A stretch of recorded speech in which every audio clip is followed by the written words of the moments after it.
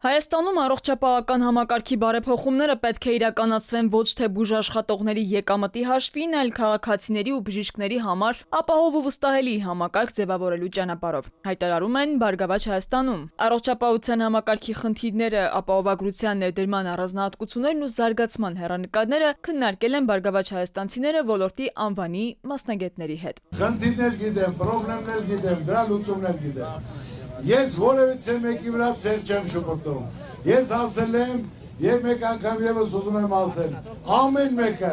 թող իր ծրագիրը ներկայացնի, ժողովուրդը թող նայի,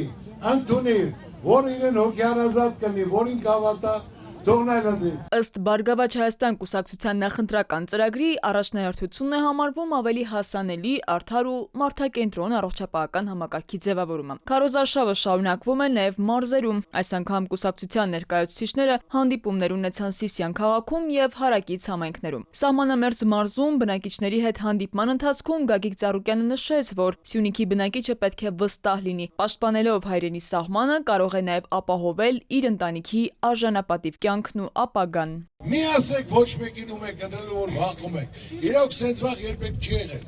Կանչելով հիմա կան, նկարում են ով է կավ կողքից, կանչեն, խեյր գնացել, լավ է յարեք գնացել է ես, ոչ մեկին էլ չեմ ընտրելու։ Գնա անդե կամ կարծեն ասած ձեզ եմ ընտրելու։ Նոր կնդրության գնացեք,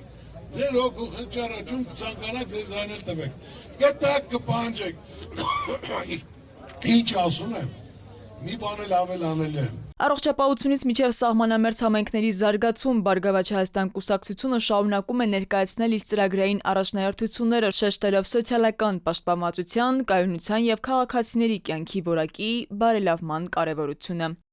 Քնարիկ Պետրոսյան, ժամը լրատվական։